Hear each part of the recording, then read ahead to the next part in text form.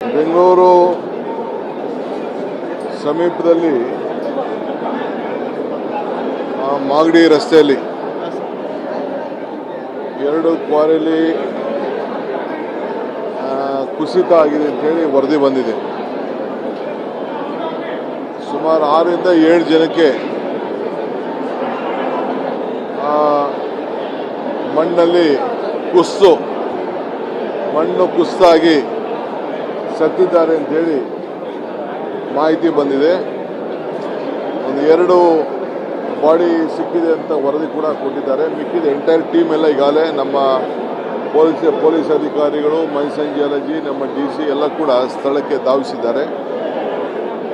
Blasting ಏನು ಆಗಿಲ್ಲ ಅಂತ ವಿಚಾರ ತಿಳಿಸಿದ್ರು. ಸೊ ನಾನು ಈಗ ಮಧ್ಯಾಹ್ನದೊಳಗಡೆ ಅಫಿಷಿಯಲ್ ಆಗಿ ರಿಪೋರ್ಟ್ನ ತರಿಸ್ಕೊಳ್ತಾ ಇದ್ದೀನಿ. ಆಮೇಲೆ ಅದು ಏನು ಮಾಡಬೇಕು, ಏನು ಸೂಕ್ತ ಕ್ರಮ ಕೈಗೊಳ್ಳಬೇಕು, ಜಾಗೃತಿ ಕ್ರಮ ಕೈಗೊಳ್ಳಬೇಕು, ಆ ಕ್ವಾರಿ ಲೀಗಲ್ಲ ಇಲ್ಲೀಗಲ್ಲ ಅನ್ನೋದು ಕೂಡ ಅಫಿಷಿಯಲ್ ವರದಿನ ನಾನು ತರಿಸ್ಕೊಳ್ತೀನಿ.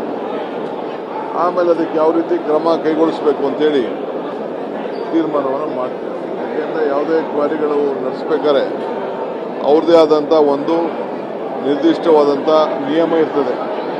ಆ ನಿಯಮ ಎಲ್ಲರೂ ಕೂಡ ಪಾಲನೆ ಮಾಡ್ತಾ ಇದ್ದಾರಾ ಇಲ್ಲ ಅನ್ನೋದು ಕೂಡ ನಾನು ಗಮನಿಸ್ತೇನೆ.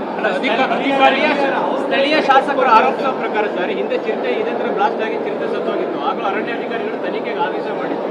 ಇದು ಸೀರಿಯಸ್ ಆಗಿ ಆಗಲಿಲ್ಲ, ಮುಚ್ಚಾಕೋ ಪ್ರಯತ್ನ ಆಗ್ತಾ ಇದೆ. ನಮ್ಮ MLA ಕೂಡ ತಿಳಿಸಿದ್ದಾರೆ,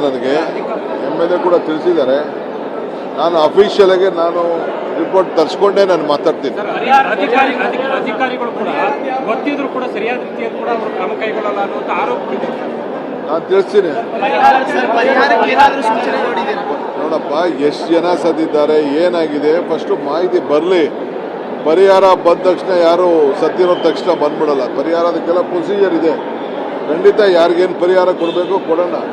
ಬಟ್ ಇಂಥ ಘಟನೆಗಳು ಆಗಬಾರ್ದಲ್ಲ, ಅದು ಭಾಳ ಮುಖ್ಯ ನನಗೆ. ಪರಿಹಾರಕ್ಕಿಂತ ಇಂಥ ಘಟನೆಗಳು ಮುಂದಕ್ಕೆ ಯಾವುದೂ ಆಗಬಾರ್ದು.